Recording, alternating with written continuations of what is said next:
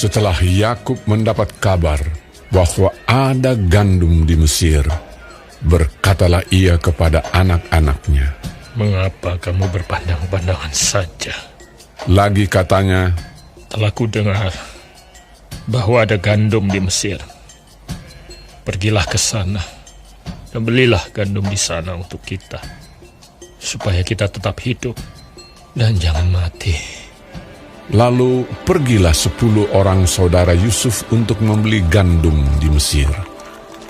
Tetapi Yakub tidak membiarkan Benyamin, adik Yusuf, pergi bersama-sama dengan saudara-saudaranya, sebab pikirnya, jangan-jangan ia ditimpa kecelakaan nanti. Jadi di antara orang yang datang membeli gandum, terdapatlah juga anak-anak Israel, sebab ada kelaparan di tanah Kanaan. Sementara itu, Yusuf telah menjadi mangku bumi di negeri itu. Dialah yang menjual gandum kepada seluruh rakyat negeri itu.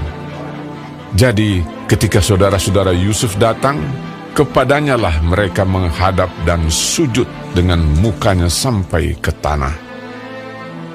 Ketika Yusuf melihat saudara-saudaranya, segeralah mereka dikenalnya. Tetapi ia berlaku seolah-olah ia seorang asing kepada mereka. Ia menegur mereka dengan membentak, katanya, "Dari mana kamu?" Jawab mereka, "Dari tanah Kanaan, untuk membeli bahan makanan." Memang Yusuf mengenal saudara-saudaranya itu, tetapi dia tidak dikenal mereka. Lalu teringatlah Yusuf akan mimpi-mimpinya tentang mereka. Berkatalah ia kepada mereka, "Kamu ini pengintai. Kamu datang untuk melihat-lihat di mana negeri ini tidak dijaga." Tetapi jawab mereka, "Tidak, Tuanku. Hanyalah untuk membeli bahan makanan. Hamba-hambamu ini datang." "Kami ini sekalian anak dari satu ayah. Kami ini orang jujur.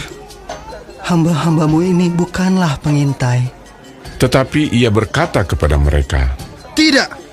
Kamu datang untuk melihat-lihat di mana negeri ini tidak dijaga." Lalu jawab mereka, "Hamba-hambamu ini 12 orang. Kami bersaudara, anak dari satu ayah di tanah Kanaan. Tetapi yang bungsu sekarang ada pada ayah kami, dan seorang sudah tidak ada lagi." Lalu kata Yusuf kepada mereka, "Sudahlah, seperti telah kukatakan kepadamu tadi, kamu ini pengintai. Dalam hal ini juga kamu harus diuji. Demi hidup Firaun, kamu tidak akan pergi dari sini jika saudaramu yang bungsu itu tidak datang kemari. Suruhlah seorang daripadamu untuk menjemput adikmu itu. Tetapi kamu ini harus tinggal terkurung di sini. Dengan demikian perkataanmu dapat diuji. Apakah benar? Dan jika tidak, demi hidup Firaun, sungguh-sungguhlah kamu ini pengintai." dan dimasukkannya mereka bersama-sama ke dalam tahanan 3 hari lamanya. Pada hari yang ketiga berkatalah Yusuf kepada mereka, "Buatlah begini, maka kamu akan tetap hidup. Aku takut akan Allah.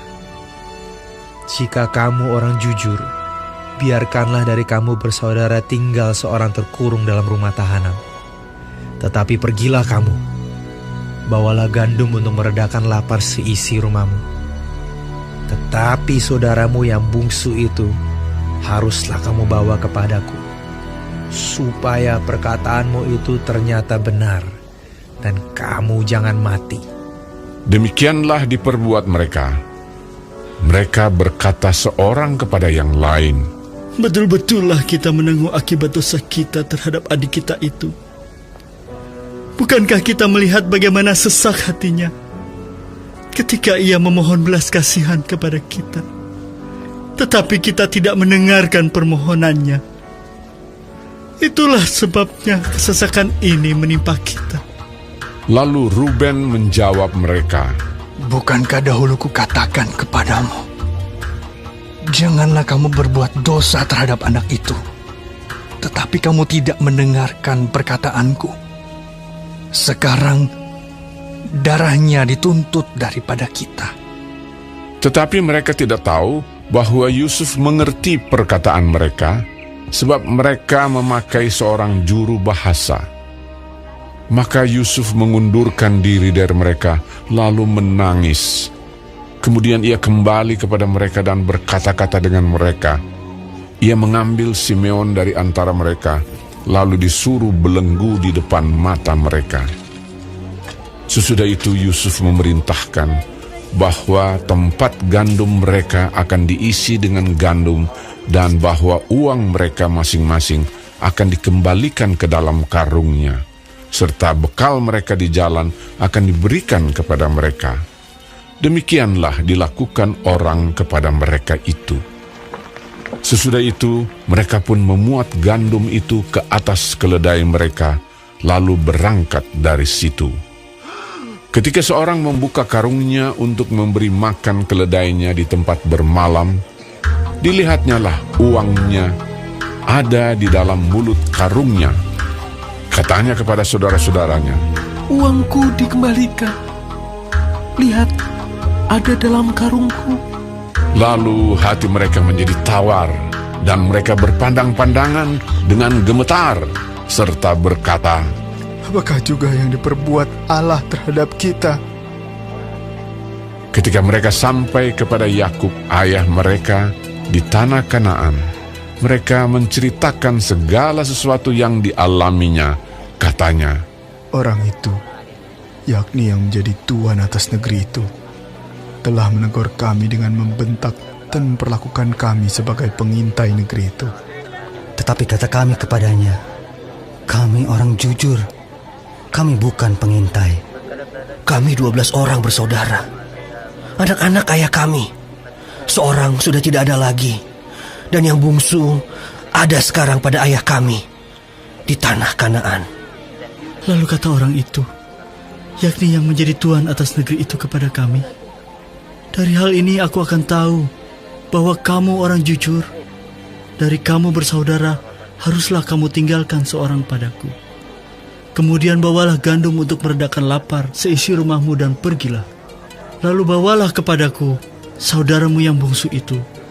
Maka aku akan tahu bahwa kamu bukan pengintai, tetapi orang jujur. Dan aku akan mengembalikan saudaramu itu kepadamu. Dan bolehlah kamu menjalani negeri ini dengan bebas. ketika mereka mengosongkan karungnya, tampaklah ada pundi-pundi uang masing-masing dalam karungnya. Dan ketika mereka beserta ayah mereka melihat pundi-pundi uang itu, ketakutanlah mereka. Dan Yakub, ayah mereka, berkata kepadanya, "Kamu membuat aku kehilangan anak-anakku. Yusuf tidak ada lagi, dan Simeon tidak ada lagi. Sekarang Benyamin pun hendak kamu bawa juga. Aku inilah yang menanggung segala-galanya itu." Lalu berkatalah Ruben kepada ayahnya, Kedua anakku laki-laki boleh engkau bunuh, jika ia tidak kubawa kepadamu. Serahkanlah dia ke dalam tanganku, maka dia akan kubawa kembali kepadamu. tetapi jawabnya, Anakku itu tidak akan pergi ke sana bersama-sama dengan kamu, sebab kakaknya telah mati, dan hanya dialah yang tinggal. Jika dia ditimpa kecelakaan di jalan yang akan kamu tempuh, maka tentulah kamu akan menyebabkan aku yang ubanan ini turun ke dunia orang mati karena duka cita.